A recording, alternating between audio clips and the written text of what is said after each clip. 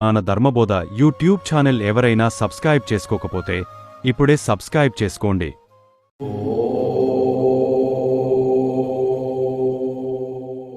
భగవంతుడిని ఎలా చూడాలి అనే ప్రశ్న యుగయుగాల నుంచి చాలామంది భక్తులను, తపస్వులను ఆకర్షించినది.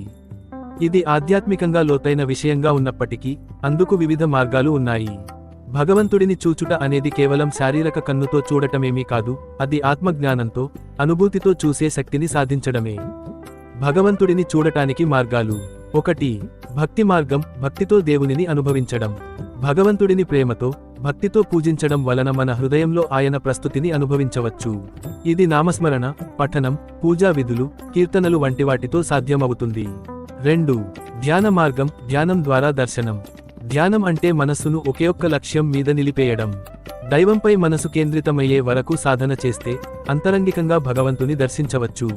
3. జ్ఞాన మార్గం, జ్ఞానయోగం ద్వారా. ఈ మార్గం ద్వారా నేనెవరు, ఈ సృష్టి ఎవరిది అనే ప్రశ్నలతో ఆత్మవిశ్లేషణ చేస్తే భగవంతుడు ఆత్మస్వరూపంగా ఉన్నాడని గ్రహించవచ్చు. అహం బ్రహ్మాస్మి అనే వేదవాక్యం దీనికే సాక్ష్యం. 4. కర్మ మార్గం, పవిత్రమైన సేవ ద్వారా.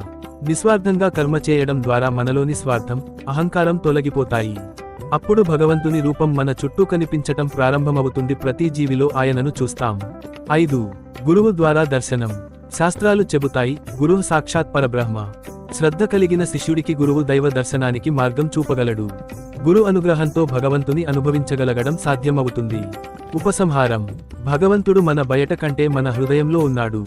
ఆయనను చూడాలంటే మనసు శుద్ధి కావాలి. ఏగో, కోపం, లోభం, ద్వేషం తగ్గాలి. ప్రేమ, శాంతి, సహనం పెరగాలి. భగవద్గీతలో శ్రీకృష్ణుడు అన్నట్టు, భక్త్యా త్వనన్యయా సఖ్యో అహం ఏవం విదోర్జున. ఏకాగ్రమైన భక్తితోనే నేను తెలుసుకోబడగలను. మీరు కోరితే దీనిపై ఒక చిన్న ప్రవచనమైనా లేదా యూట్యూబ్ వీడియో స్క్రిప్ట్ రూపంలో కూడా తయారు చేసి ఇవ్వగలను.